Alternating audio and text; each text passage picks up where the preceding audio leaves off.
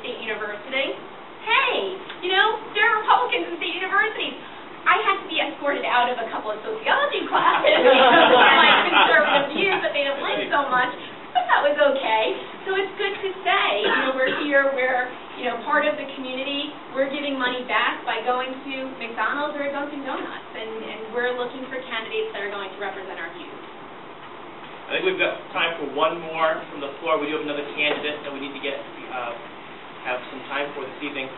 Kim Highland. I like your idea on messaging and your outline.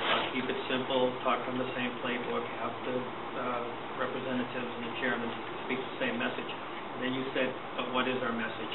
And it's always been pretty flat, you know, limited government, low taxes, honesty in government. It's, you know, it's a snooze fest to hear people list those messages. It seems like after the November election and the defeat across nationwide of our party, the question, the debate is, which way does the Republican Party move?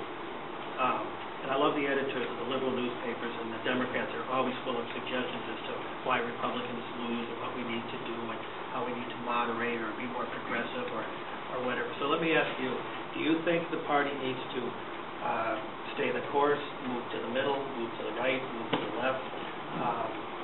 Where would you say Massachusetts Republicans need to, the message they have to give to the people in Massachusetts to get elected? Good question. If we're in the middle, then we have what we have right now, which is an one-party system. There's no, we can't define ourselves away from anyone. So we do have to move to the right. We can't force our values on anyone, and our message has to be something clear that voters understand. So yes, I agree we need to, I think we do need to move to the right, but there are some issues that are not state issues right now, and so your neighbors are not going to grasp onto those. And so we need people to vote for Republicans. So by going out and force-feeding them some issues that are national issues and don't apply to the state right now are not going to be very helpful. We do need to define ourselves away, and we need to pick one or two issues that are Republican issues, that issues somewhat Deval Patrick has picked up on some of our issues, and he's taken them and he's made them his own. We need to pull them back, take them, make them ours, and go and work with them. And so, again, last night the toll hike rally, I mean, they're going to increase our tolls, they're going to increase our gas tax, and there are Democratic state reps that are there that are saying, absolutely, this is a sin, we should not be doing this. Why are they there? I mean, all I kept thinking is, why are people clapping for them?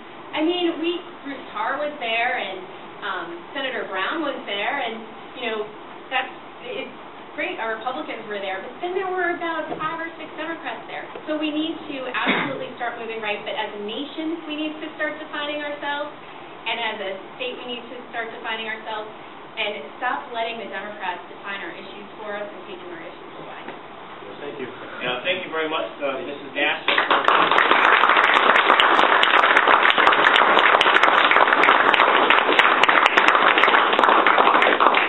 Thank you very much. We have another candidate this evening who I'm delighted to introduce, Mr. Mike Franco. Sir, Brock. I'm Nathan. Steve Brock? I'm Nathan. This Nathan. is Brock. Oh, Brock. Okay, great. Sir, the floor is yours, sir. All right. How long do I have? Make it 10 minutes, sir. Okay. I don't have a PowerPoint presentation, so I apologize for that. But I just jumped in this race a couple days ago, and I'm Mike Franco. I'm from Massachusetts, the western part of the state, born and raised, and I've been a candidate several times for state reps, governor's council, some local races. I've been very involved in local politics and regional politics. I've done a lot of committee building myself, which is very hard work. I'm an MBA. I'm an Air Force officer, retired, mostly reserve forces. And I have a lot of management experience, executive officer experience, press relations. I was a public affairs officer in the Air Force, an executive officer, aircraft maintenance officer. And I accomplished a lot in those career fields. I got a lot of training in the service. And I spent a lot of my time in college, too, in my 20s. Associate's degree in manufacturing technologies, a bachelor's degree in marketing and sales, an MBA like I said, from the University of Texas. I lived out of Massachusetts, out west for about 5 years. If you really want to know, what Massachusetts is like, move away and then come back. I have a lot of experience, and I've done a lot of things. I think it's more about results than it is titles.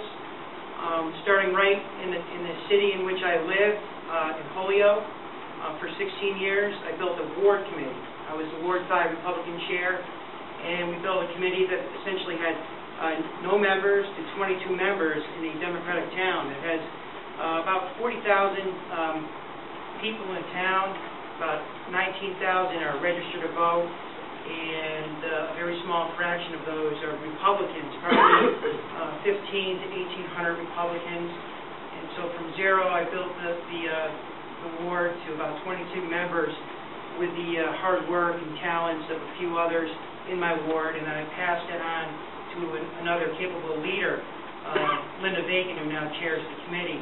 I've moved on to regional things, and I work with town and city committees, because I think town and city committees is where it's at. If we're not getting the job done there, then all this stuff up here is worthless. Excuse me.